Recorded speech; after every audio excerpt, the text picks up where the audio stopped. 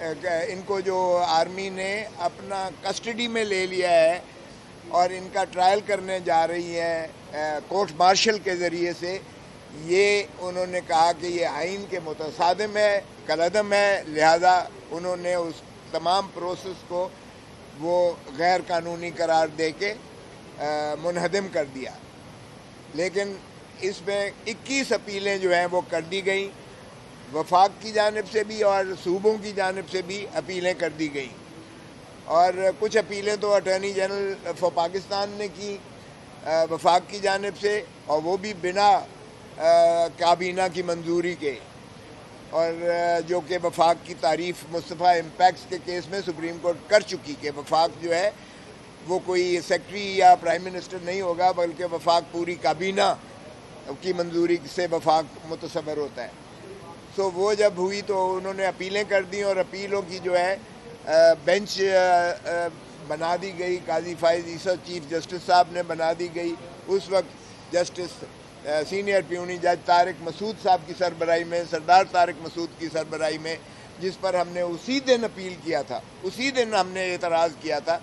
کہ جناب یہ بینچ کی کانسٹیٹیوشن ٹھیک نہیں ہے، اس لیے کہ سردار طارق مسعود صاحب وہ اس 9 رکنی بینچ کا جس کی تشکیل سابقہ چیف جسٹس نے ان کیسز کی سماعت کے لیے مقرر کی تھی، اس میں ان کا جو ہے وہ حصہ تھے، اور اگرچہ باوجود یہ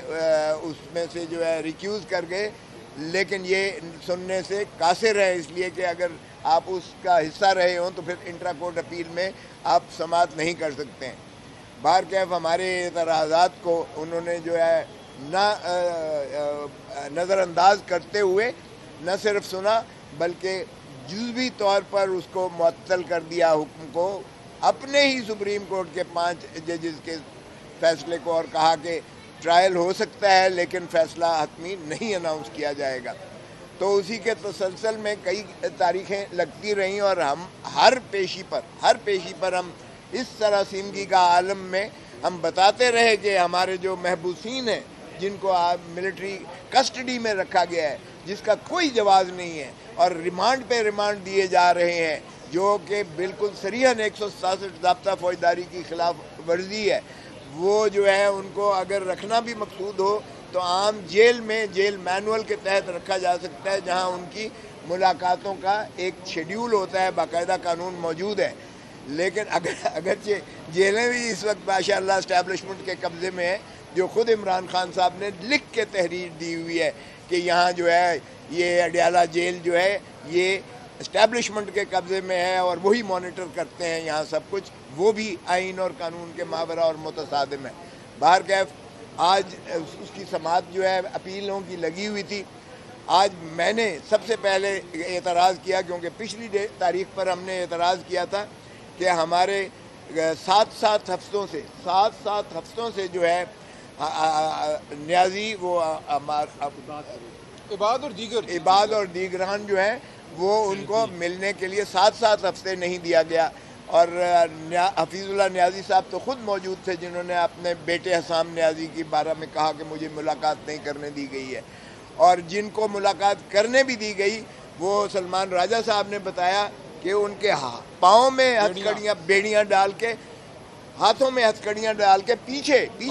ان کو کر کے، اور چہرے میں ہڈ بلیک کالا ہڈ ڈال کر، اور ان کو بھی اوپر 2 فرشتے کھڑے ہو کر اور ان کی ملاقات کرواتے تھے تاکہ وہ کوئی بات بھی نہ کر سکے اپنے والد یا اپنی ماں یا اپنی بہن یا اپنی بیوی کے ساتھ۔ تو ایسے میں جب ہم نے اعتراض کیا تو اٹارنی جنرل کو اس بینچ نے کہا، اور فیصلے میں بھی حکم میں بھی لکھا،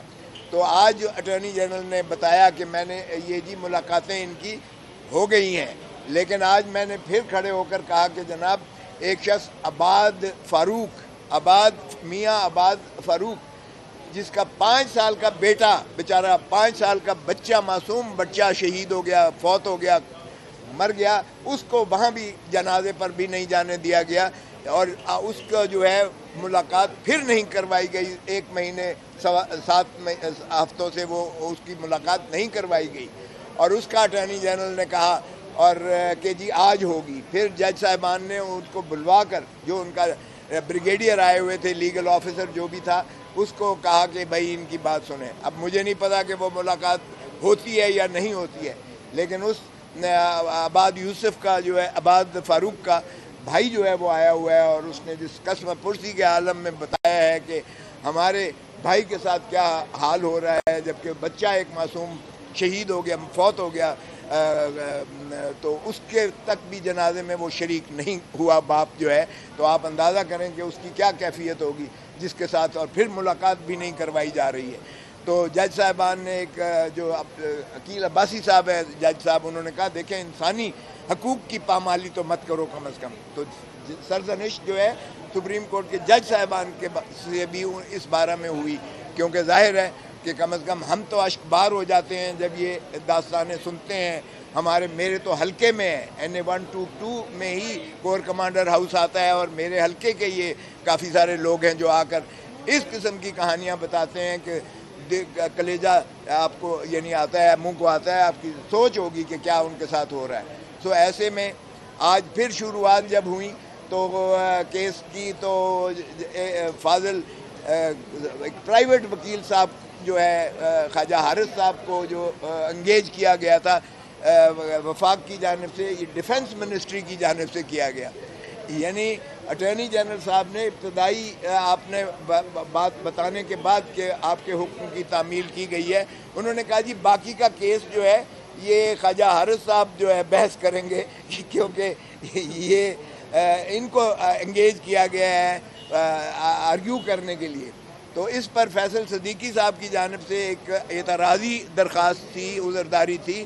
کہ پرائیویٹ وکیل جو ہے اٹارنی جنرل اور ایک ظفر موج ان کے ساتھ deputy attorney general, additional attorney general, standing council, advocate general, additional advocate general, deputy attorney general,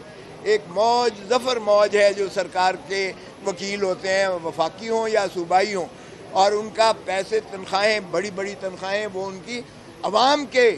کے پیسوں سے جاتی ہیں. تو ایک 2017 کی نذیر رشید احمد کے کیس میں سپریم کورٹ پہلے ہی دے چکی ہے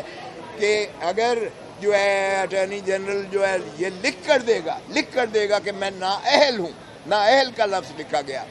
انکمپیٹنٹ ہوں، تو تب جو ہے کوئی وکیل رکھا جا سکتا ہے. پھر ساتھ ہی انہوں نے کہا کہ اگر انکمپیٹنٹ ہے اٹارنی جنرل یا سرکاری سارے جو وکلاء ہیں تو پھر یہ جو ہے ان کو رکھا کیوں گیا ہے ان دا فرسٹ انسٹنس. تو وہ 2017 کی نذیر رشید کیس کے بعد پھر اعادہ کیا گیا،